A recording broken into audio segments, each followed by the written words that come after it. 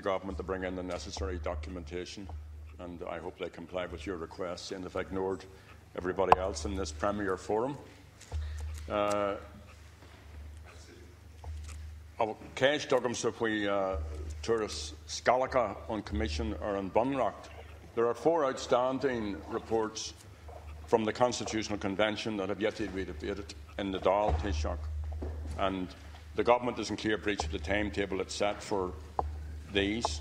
Today we were to have a debate on voting rights arising from the Convention, and that's been put off.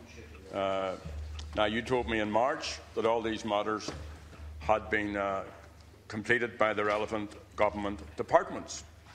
And given the overwhelming vote on Friday of last week and the number of people who travelled home, would you now move to implement the proposal of the Constitutional Convention to extend voting rights in the presidential election to citizens living outside this state, including those living in the north?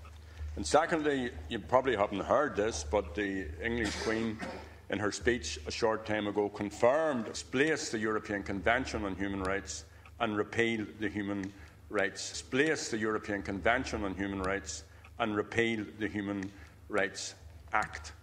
And in your programme for government, you said that the government was entirely committed to the full implementation of the Good Friday Agreement.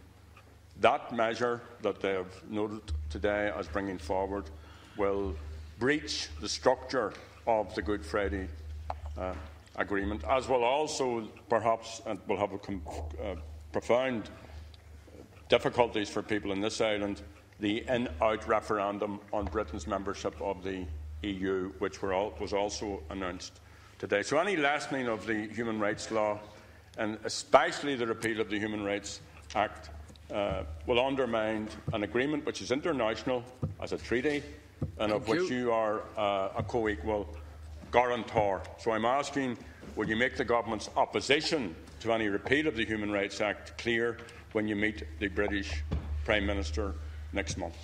Thanks, Deputy Adams. As I said yesterday, I'm due to meet with the British Prime Minister before the next European Council meeting, and it is my intention, of course, to raise the fact that both the British Government and the Irish Government here are co-guarantors of the Good Friday Agreement, and human rights, as this is an international treaty, are part of that.